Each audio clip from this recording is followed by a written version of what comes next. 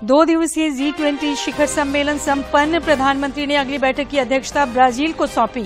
सुरक्षा परिषद में सुधार पर दिया बल। द्विपक्षीय बैठक में भी लिया हिस्सा। केंद्र प्रायोजित ब्लू रेवोल्यूशन के तहत जमशेदपुर में नवनिर्मित मछली बिक्री केंद्र का हुआ उद्घाटन। स्वास्थ्य सह आपदा प्रबंधन मंत्री बन्ना गुप्ता ने मछली विक्रेताओं को सौंपा स्टॉल।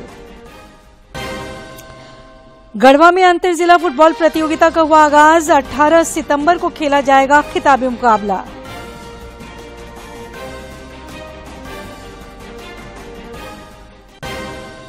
और राज्य में एक बार फिर 13 और 14 सितंबर को कुछ इलाकों में भारी बारिश की संभावना। आज, कल और परसों भी कुछ स्थानों पर आंधी और वज्रपात की आशंका। येलो अलर्ट जारी।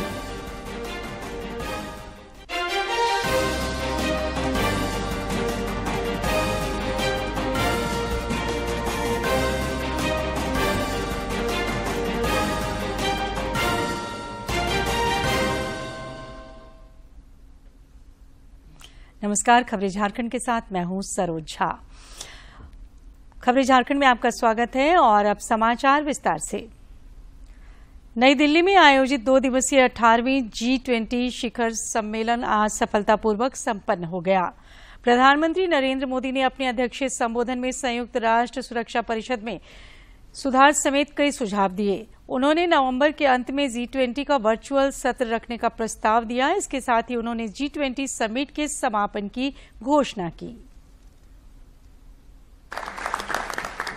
योर हाइनेसेस, एक्सेलेंसीज, जैसा आप सब जानते हैं, भारत के पास नवंबर तक G20 प्रेसिडेंसी की भी जिम्मेदारी है। अभी 2.5 महीने बाकी हैं। इन 2 दिनों में आप सभी ने अनेक बातें यहां रखी हैं, सुझाव दिए हैं, बहुत सारे प्रस्ताव रखे हैं। हमारी ये जिम्मेदारी है कि जो सुझाव आए हैं उनको भी एक बार फिर देखा जाए कि उनकी प्रगति में गति कैसे लाई जा सकती है।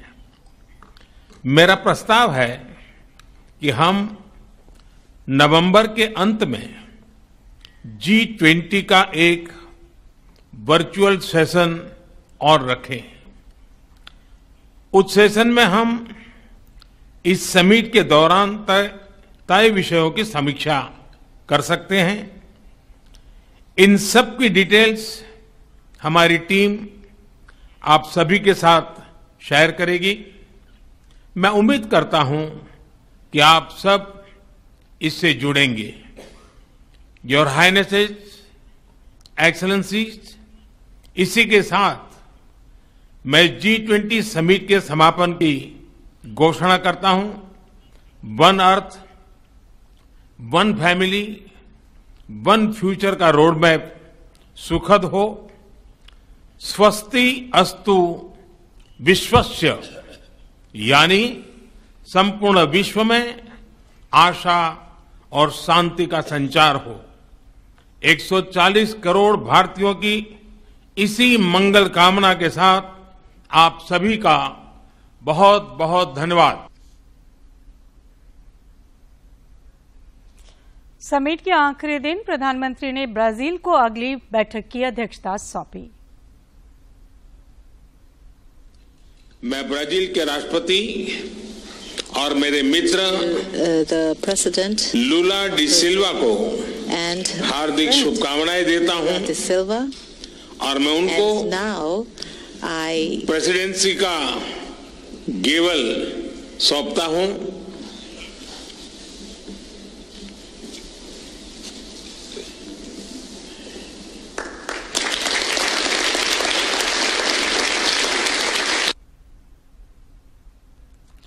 इससे पहले आज सुबह G20 राष्ट्राध्यक्षों और मेहमानों ने राजघाट पहुंचकर राष्ट्रपिता महात्मा गांधी को आज श्रद्धांजलि दी तथा उन्हें नमन किया। प्रधानमंत्री नरेंद्र मोदी ने इस दौरान सभी अतिथियों की अगवानी की। बाद में प्रधानमंत्री ने अपने संदेश में कहा कि राजघाट पर G20 परिवार ने शांति, सेवा, करुणा और अहिंसा के प्रतीक महात्मा गांधी को श्रद्धांजलि अर्पित की। जैसे जैसे विविध राष्ट्र एकजुट हो रहे हैं, गांधी जी के शाश्वत आदर्श सामंजस्यपूर्ण, समावेशी और समृद्ध वैश्विक भविष्य के लिए हमारी सामूहिक दृष्टि का मार्गदर्शन करते हैं। प्रधानमंत्री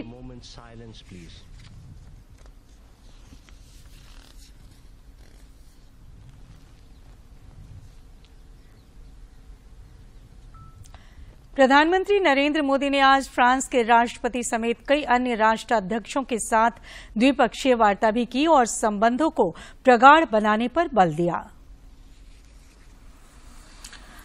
और ब्राजील के राष्ट्रपति ने आज निखिल ये भी कहा कि किस तरह से भारत आना उनके लिए एक नया अनुभव तो है ही। उन्होंने ये भी कहा कि भारत की अध्यक्षता में विकासशील देशों को, ग्लोबल साउथ को जो बड़ी आवाज दी गई है, उसके लिए भी उन्होंने प्रधानमंत्री नरेंद्र मोदी का धन्यवाद भी किया। और ये माना जा रहा है कि G20 को जब हम बात करते थे कि बड़ी और मजबूत अर्थव्यवस्थाओं की, तो G20 के वो विकसित देशों की ज्यादा बात होती थी, विकासशील देशों के संघर्ष की ही सिर्फ शायद बात होती थी और जिन चुनौतियों को वो झेल रहे होते थे। हालांकि समाधान हमेशा से ये उम्मीद की गई कि विकसित देशों की तरफ से आएगा, लेकिन उस समाधान का लंबा इंतजार करना पड़ा है। G20 शिखर सम्मेलन के सिलसिले में आयोजित भव्य रात्रि भोज में केंद्रीय शिक्षा राज्य मंत्री अन्नपूर्णा देवी ने भी कल हिस्सा लिया। इस संबंध में उन्होंने कुछ तस्वीरें साझा की हैं। उन्होंने भारत मंडपम में रात्रि भोज के दौरान ब्रिटिश प्रधानमंत्री ऋषि सुनक एवं बांग्लादेश की प्रधानमंत्री शेख हसीना सहित G20 देशों, अतिथि देशों और अंतर्राष्ट्रीय संगठनों के प्रतिनिधिमंडलों से मुलाकात की। सिनी तारिका माधुरी दीक्षित के फैन और पूर्वी सिंहभूम जिले के ब्रांड एम्बेसडर पप्पू सरदार प्रधानमंत्री नरेंद्र मोदी को महानायक मानते हैं। उन्होंने भारत में G20 शिखर सम्मेलन के आयोजन पर हर्ष जताते हुए कहा कि हमारे प्रधानमंत्री ने वो कर दिखाया जो लोगों ने सपने में भी नहीं सोचा था। उन्होंने अफ्रीका जैसे गरीब देश को भी इससे जोड़ा। आज हम पूरी दुनिया में गर्व के साथ अपना सिर ऊंचा करके कह सकते हैं कि हमारा भारत विश्व गुरु बन सकता है। नमस्ते भारत, कोई ये भी नहीं कहेगा हेलो हाय, सब भूल ही जाएंगे। तो हमारे प्रधानमंत्री मोदी जी ने ऐसा कर दिखाया है जिसकी लोगों ने कल्पना नहीं की थी। मुख्यमंत्री हेमंत सोरेन कल हजारीबाग में प्रमंडलीय रोजगार मेला सह ऑफर लेटर वितरण समारोह में उत्तरी छोटानागपुर प्रमंडल के 5,193 प्रशिक्षित युवाओं को नियुक्ति पत्र सौंपेंगे। जिले के उपायुक्त नैन्सी सहाय ने इस सिलसिले में अधिकारियों के साथ बैठक कर उन्हें जरूरी हिदायत दी। उपायुक्त ने सभी नोडल पदाधिकारियों को कार्यक्रम की सफलता के लिए आपसी समन्वय के साथ सभी आवश्यक तैयारियों का आकलन कर पूरी व्यवस्था बनाए रखने को कहा। भाजपा के प्रदेश अध्यक्ष बाबूलाल मरांडी ने राज्य सरकार की कार्यशैली पर सवाल उठाए हैं और तीखा हमला बोला है। आईपीएस अधिकारियों के तबादले पर प्रतिक्रिया व्यक्त करते हुए भाजपा प्रदेश अध्यक्ष ने कहा कि सरकार द्वारा डायरेक्ट अफसरों को दरकिनार कर चुन चुनकर राज्य सेवा से प्रमोटेड आईपीएस अफसरों को पोस्ट किया गया है। सरकार इतनी बेचैन और हड़बड़ी में है कि 2 साल की अनिवार्य तैनाती के नियम को भी तार-तार कर दिया गया है।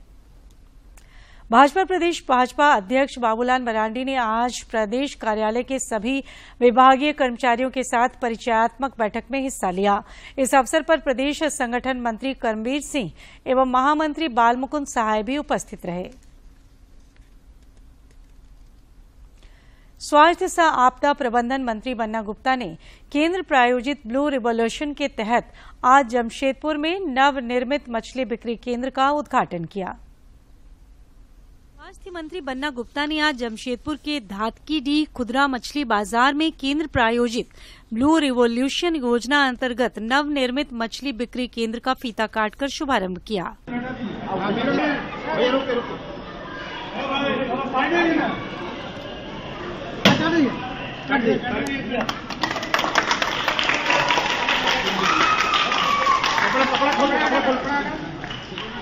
बन्ना गुप्ता जिंदाबाद, जिंदाबाद, जिंदाबाद, बन्ना गुप्ता जिंदाबाद। इस अवसर पर उन्होंने बताया कि मछली विक्रेताओं के लिए वेंडर जोन का निर्माण किया गया है। इसमें कुल 20 स्टॉल बनाए गए हैं और पुराने विक्रेताओं को ये स्टॉल आवंटित किया गया है। विक्रेताओं के लिए एक वेंडर जोन बनाया गया है और ये काफी हाइजीनिक तरीके से ये बनाया गया है ताकि जो बाहर में आप देखते हैं सामान्य तरीके से लोग बेचते हैं, तो इसमें 20 स्टॉल हैं और ये 20 स्टॉल में जो मछली विक्रेता हैं पुराने ट्रेडिशनल, उन लोगों को यहाँ शिफ्ट किया है। श्री गुप्ता ने कहा कि मटन स्टॉल पर भी विचार किया जाएगा ताकि सभी चीजें व्यवस्थित हों और आगे फिर इसको हम लोग देखेंगे, जरूरत महसूस होगी तो इसमें और इसको स्टॉल बढ़ाने पर भी विचार होगा। मछली विक्रेताओं और मत्स्य मित्रों ने भी सरकार की इस पहल का स्वागत किया। ठीक है, हम लोग को तो अभी जो है दुकान तो अलॉट हुआ है सब, और हम लोग आज ओपनिंग है और इसके बाद देखिए कारोबार चलेगा तो बहुत अच्छा रहेगा। बहुत कोऑपरेटिव मिला है सरकार की तरफ से, जो हम लोग को यहाँ पर मछली मार्केट मिला है। सरकार की तरफ से बहुत ही अच्छा हम लोग को मौका दिया गया है, समझे ना, अच्छा काम करने के लिए। केंद्र सरकार प्रगतिशील किसानों और मत्स्य पालकों को बेहतर सुविधाएं उपलब्ध करने के भागीरथ अभियान में जुटी है ताकि नीली क्रांति से इस क्षेत्र का कायाकल्प किया जा सके। जमशेदपुर से राजेश कुमार लालदास की रिपोर्ट। बन्ना गुप्ता स्वास्थ्य सह आपदा प्रबंधन मंत्री ने कांग्रेस केंद्रीय नेतृत्व के निर्देश पर जमशेदपुर पूर्वी विधानसभा क्षेत्र के सोन मंडप सिद्धगोड़ा में जन सुनवाई कार्यक्रम में हिस्सा लिया। इस दौरान वे स्थानीय लोगों की समस्याओं से अवगत हुए। स्वास्थ्य मंत्री ने इस मौके पर कई समस्याओं का ऑन द स्पॉट निष्पादन किया।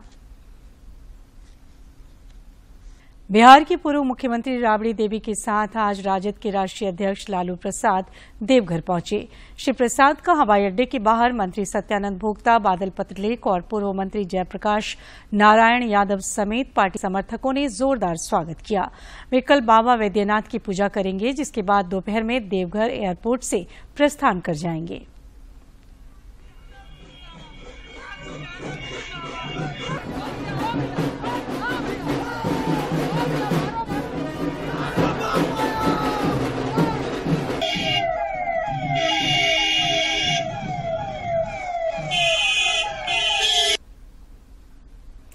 पेयजल स्वच्छता मंत्री सह झारखंड मुक्ति मोर्चा के वरिष्ठ नेता मिथिलेश ठाकुर ने गढ़वा में जेएमएम युवा मोर्चा द्वारा आयोजित कार्यकर्ता सम्मेलन का दीप प्रज्वलित कर शुभारंभ किया। इस दौरान श्री ठाकुर ने कहा कि राज्य की हेमंत सरकार निरंतर राज्य की बेहतरी के लिए प्रयासरत है। सभी क्षेत्रों में विकास की राह खोलने और देश में अग्रणी राज्य की सूची में झारखंड को लाने के लिए मुख्यमंत्री पूरी तत्परता से काम कर रहे हैं।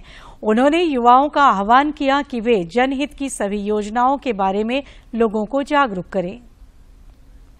तमिलनाडु के मुख्यमंत्री एम.के. स्टालिन के बेटे उदयनिधि स्टालिन की ओर से दिए गए सनातन विरोधी बयान के खिलाफ में देश भर में प्रदर्शन लगातार जारी है। इस कड़ी में आज रांची में भी हिंदू संगठनों ने उदयनिधि स्टालिन के खिलाफ आवाज बुलंद किया और पुतला दहन किया।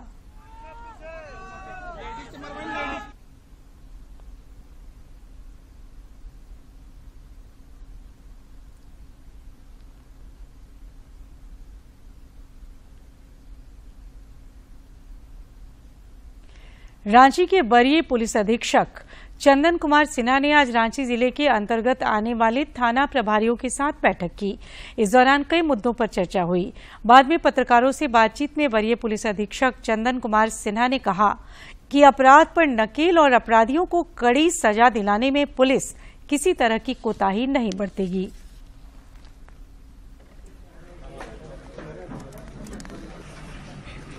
एक तो इंट्रोडक्टरी मीटिंग की परिचय हुआ और साथ ही मैंने कुछ फोकस एरियाज मैंने बताया। फोकस अभी काम को लेकर कोई डिस्कशन नहीं हुआ। हमने यह बताया कि हम हर पुलिस पदाधिकारी, हर पुलिसकर्मी क्या प्रयास कर सकते हैं कि राजधानी की पुलिसिंग आज जिस स्थिति में है उससे थोड़ी बेहतर हो।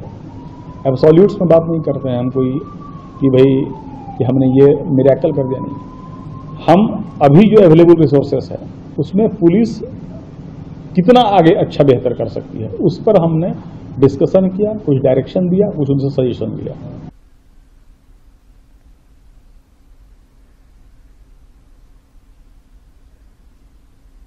जमशेदपुर के जुबली पार्क गेट नंबर 1 के समीप अवैध रूप से लगे आधा दर्जन फुटपाथी दुकानों को टाटा स्टील के द्वारा हटाया गया। इस मौके पर जमशेदपुर नोटिफाइड एरिया के जवान भी मौजूद रहे। हालांकि अधिकारी नदारद रहे। टाटा स्टील के अधिकारी ने बताया कि अक्सर यहां लड़कियों के साथ छेड़खानी की शिकायत मिलती थी, जिसे देखते हुए अवैध रूप से चल रहे दुकानों को हटाया गया।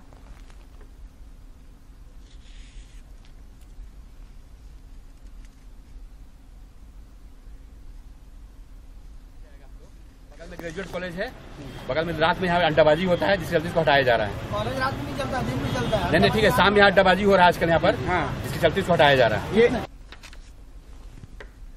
झारखंड मुक्ति मोर्चा के वरिष्ठ नेता स्वर्गीय दुर्गा सोरेन की आज जयंती मनाई गई। इस मौके पर रांची के नामकुम लोवाडी चौक पर स्वर्गीय दुर्गा सोरेन की आदमकद प्रतिमा का अनावरण किया गया। इस दौरान मंत्री चंपई सोरेन, सांसद महुआ मांझी और विधायक सीता सोरेन समेत पार्टी के कई वरिष्ठ नेता और कार्यकर्ता उपस्थित थे।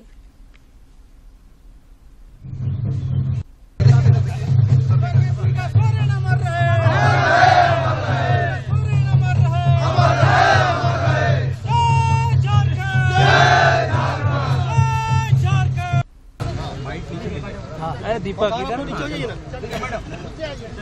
थोड़ा सा राजेश भैया जो हो सके के विरोध में शिक्षक साथी यहाँ पर उपस्थित हो रहे। मुख्यमंत्री हेमंत सोरेन ने आज झारखंड मुक्ति मोर्चा नेता और अपने बड़े भाई स्वर्गीय दुर्गा सोरेन को उनकी जयंती पर उन्हें शत शत नमन किया।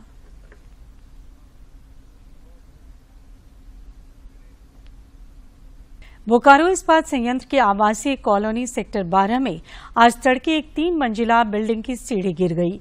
हालांकि इस हादसे में कोई घायल नहीं हुआ है, लेकिन दूसरी और तीसरी मंजिल पर 1.5 दर्जन से ज्यादा लोग घंटों फंसे रहे, जिन्हें फायर कर्मियों ने सुरक्षित रेस्क्यू किया। मौके पर पहुंचे विधायक बिरंची नारायण ने कहा कि बोकारो सेक्टर के ज्यादातर आवास जर्जर स्थिति में हैं।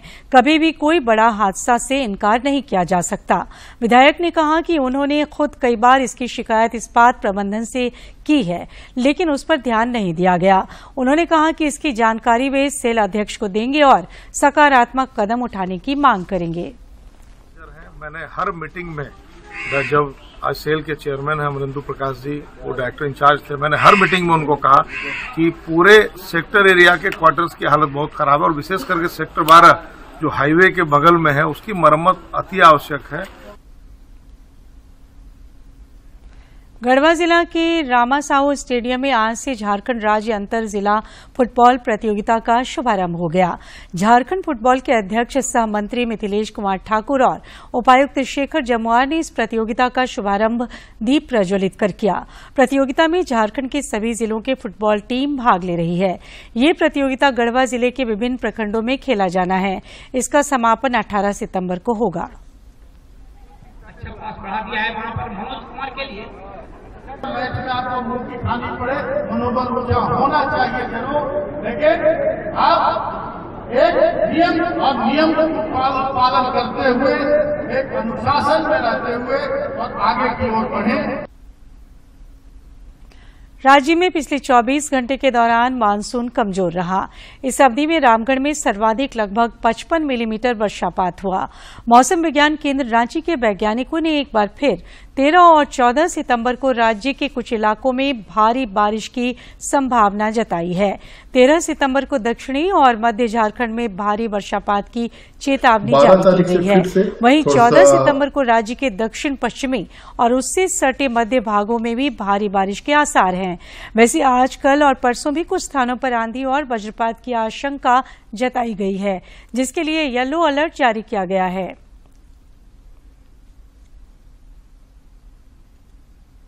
और अब कुछ खबर राज्य के विभिन्न जिलों से।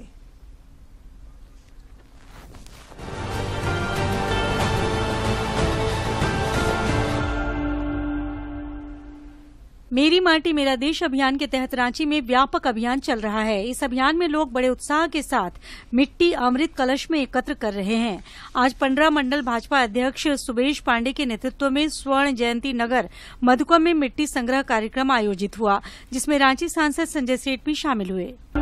सांसद विष्णुदयाल राम ने आज पलामू संसदीय क्षेत्र के अंतर्गत चैनपुर प्रखंड के कंकारी गांव में भाजपा द्वारा आयोजित मेरी माटी मेरा देश कार्यक्रम का शुभारंभ किया। इस दौरान ग्रामीणों द्वारा मिट्टी को कलश में रखा गया, साथ ही वृक्षारोपण भी किया गया। मधुपुर शहर के कॉलेज रोड स्थित एक सभागार में झारखंड मुक्ति मोर्चा के प्रखंड क्षेत्र के सभी पंचायत अध्यक्ष और सचिवों की बैठक हुई, जिसमें मंत्री हफीजुल हसन भी शामिल हुए।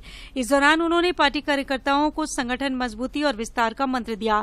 मंत्री हफीजुल हसन ने कहा कि सरकार जनता की हर छोटी बड़ी समस्याओं को ध्यान में रखते हुए गांव से लेकर पंचायत स्तर तक कार्य कर रही है। खूंटी सांसद सह केंद्रीय मंत्री अर्जुन मुंडा ने 1965 के भारत पाकिस्तान युद्ध के दौरान खेमकरण सेक्टर के आसल उत्ताड़ में लड़े गए युद्ध में अद्भुत वीरता का प्रदर्शन करते हुए वीर गति प्राप्त करने वाले परमवीर चक्र विजेता वीर अब्दुल हमीद के बलिदान दिवस पर उन्हें विनम्र श्रद्धांजलि अर्पित की है। रांची सांसद संजय सेठ ने आज अपने आवास पर नागरिकों से मुलाकात और संवाद किया। इस दौरान वे जन समस्याओं से अवगत हुए तथा उनके समाधान की दिशा में सार्थक पहल का भरोसा दिलाया। गुमला उपायुक्त आज क्षेत्र भ्रमण के क्रम में घाघरा प्रखंड के सारंगो पंचायत अंतर्गत जलहन टोला पहुंचे और वहां के ग्रामीणों से मुलाकात की तथा पेयजल की समस्या के समाधान हेतु संबंधित विभाग को आवश्यक निर्देश दिए। इस दौरान उपायुक्त की मौजूदगी में ग्रामीणों का on the spot 3 job card एवं 1 पेंशन स्वीकृत किया गया। गोड्डा समाहरणालय स्थित सभागार में मतदाता सूची विशेष संक्षिप्त पुनरीक्षण कार्यक्रम से संबंधित बैठक आयोजित हुई। इस दौरान नए मतदाताओं को मतदाता सूची में शामिल करने, ईआरओ नेट पर लंबित मामलों को तेजी से निष्पादित करने एवं प्रखंड स्तर पर अयोग्य मतदाताओं को सूची से हटाने के निर्देश दिए गए। मंत्री हफीजुल हसन ने झारखंड मुक्ति मोर्चा नेता स्वर्गीय दुर्गा सोरेन को आज उनकी जयंती पर कोटि कोटि नमन किया तथा उनके योगदान को याद किया।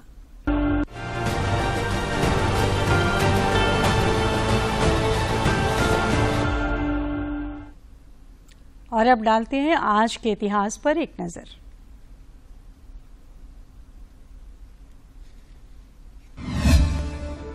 दस सितंबर साल 1915 को जतीन्द्र नाथ मुखर्जी शहीद हुए। वे भारत के महान क्रांतिकारियों में से एक थे। एक बार जंगल से गुजरते समय एक बाघ से हुई मुठभेड़ में उन्होंने उसे मार गिराया। तभी से वे बाघा जतीन के नाम से प्रसिद्ध रहे। जतीन्द्र बंगाल के क्रांतिकारी संगठन युगांतर पार्टी के नेता थे।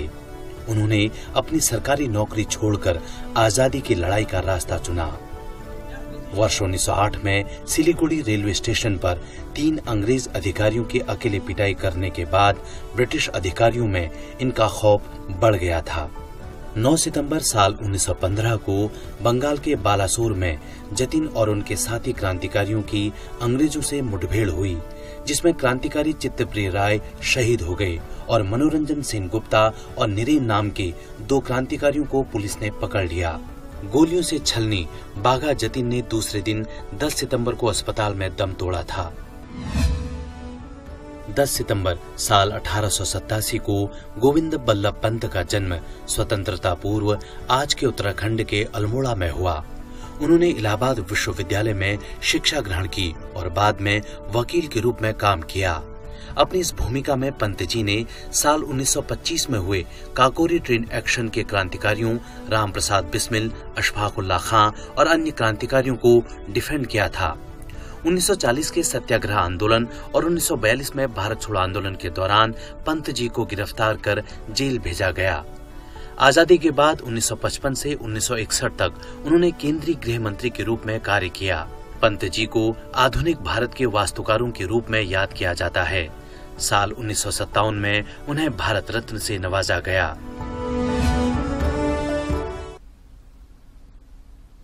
और आखिर में इस बुलेटिन के मुख्य समाचार एक बार फिर। 2 दिवसीय G20 शिखर सम्मेलन संपन्न। प्रधानमंत्री ने अगली बैठक की अध्यक्षता ब्राजील को सौंपी। सुरक्षा परिषद में सुधार पर दिया बल। द्विपक्षीय बैठक में भी लिया हिस्सा। केंद्र प्रायोजित ब्लू रेवोल्यूशन के तहत जमशेदपुर में नवनिर्मित मछली बिक्री केंद्र का हुआ उद्घाटन। स्वास्थ्य सह आपदा प्रबंधन मंत्री बन्ना गुप्ता ने मछली विक्रेताओं को सौंपा स्टॉल। गढ़वा में अंतर जिला फुटबॉल प्रतियोगिता का हुआ आगाज। 18 सितंबर को खेला जाएगा खिताबी मुकाबला।